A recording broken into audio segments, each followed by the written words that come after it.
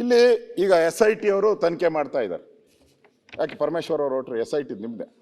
ಆಯ್ತು SIT ಅವರು ತನಿಖೆ ಮಾಡ್ತಾ ಇದ್ದಾರೆ. ಅಧ್ಯಕ್ಷರೇ, ಈಗ SIT ಅವ್ರ ತನಿಖೆ ಆದಮೇಲೆ 30 ದಿನ ಆಗ್ತದೆ. ಹಣಕಾಸು ಇಲಾಖೆ ಸರಿಯಾಗಿ 40 ದಿನ ಆಗ್ತದೆ. SIT ತನಿಖೆ ಆದ್ಮೇಲೆ 40 ದಿನ. ಖರ್ಗೆ ಅವರೇ, 40 ದಿನ ಆಗ್ತದೆ. ಅವನ ಕಡೆ ತಿರುಗೂ ನೋಡಲ್ಲ. DK ಶಿವಕುಮಾರ್ ಅಕ್ಕ ಕೈ ಹಿಂಗೆ ಇಟ್ಕೊಂಡ್ರು. ನೀವೇನೋ ಫೋನ್ ಮಾಡಿದ್ರ ಕರಿಬೇಡಿ ಅಂತ? ಕರ್ದೇ ಇಲ್ಲ. ಪಾಪ ರೇವಣ್ಣ ಯಾರೋ ಮಾಡಿದ, ಮಗನ್ ಮಾಡಿದ ತಪ್ಪು ಬಿಡಿ, ನಾನೇನು ಸಮರ್ಥನೆ ಮಾಡಕ್ ಹೋಗಲ್ಲ ಯಾರನ್ನು. ಮಗ ಮಾಡಿದ ತಪ್ಪಿಗೆ ರೇವಣ್ಣನ್ಗೆ ತಪ್ಪು ಅಂತ ಹೆಂಗ್ ಹೇಳ್ತೀರಿ? ಅಪರಾಧ ತಪ್ಪು ಸರಿ ನಾವು ಬಿಟ್ಬಿಡಿ. ಅಲ್ಲ, ನಾನು ಸಮರ್ಥನೆ ಮಾಡಕ್ ಹೋಗಲ್ಲ. ತಪ್ಪು ಸರಿ ತನಿಖೆ ಎಲ್ಲ ಐತೆ.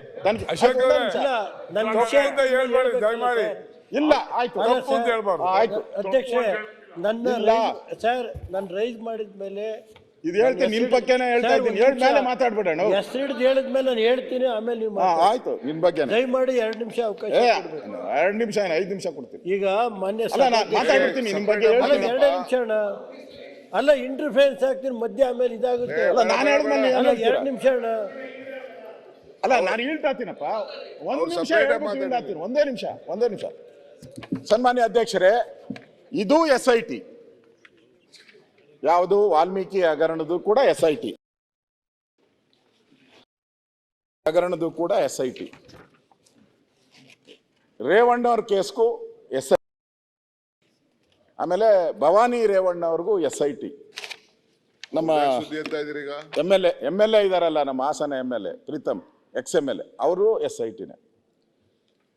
ಆ SIT ಅಂದ್ರೆ ಆ SIT ಎಷ್ಟು ಸ್ಟ್ರಾಂಗ್ ಅಂತ ಹೇಳ್ತೀನಿ. ಸ್ಟ್ರಾಂಗ್ ಆದ 2 ದಿನಕ್ಕೆ ರೇವಣ್ಣನ ಮನೆ ಬೆಂಗಳೂರಲ್ಲಿ ಬಂದು 20 ಜನ ಪೊಲೀಸರು ಕಾಯ್ತಾ ಇದ್ರು. ಹೊಳೆ ನರಸೀಪುರದಲ್ಲಿ 20 ಜನ, ಹಾಸನದಲ್ಲಿ 20 ಜನ. ಆಗಿದ್ದು 2 ದಿನಕ್ಕೆ ಎತ್ಕೊಂಡೋಗಿ ಆಮೇಲೆ ಬಿಡಿ ಒಳಗಾಕಿದ್ರು. ಅದಾಯ್ತು. ಭವಾನಿ ರೇವಣ್ಣದು ಅದು ಅಷ್ಟೇ, ಇಮಿಡಿಯೇಟ್ ಆಗಿ ಬಂದು ಅವನನ್ನು ಕೂಡ ಅರೆಸ್ಟ್ ಮಾಡಕ್ಕೆ ಹೋದ್ರು, ಬೇಲ್ ತಗೊಂಡ್ರು. ಅದು ಸುಪ್ರೀಂ ಕೋರ್ಟ್ ಎತ್ತಿಡ್ದಿದೆ.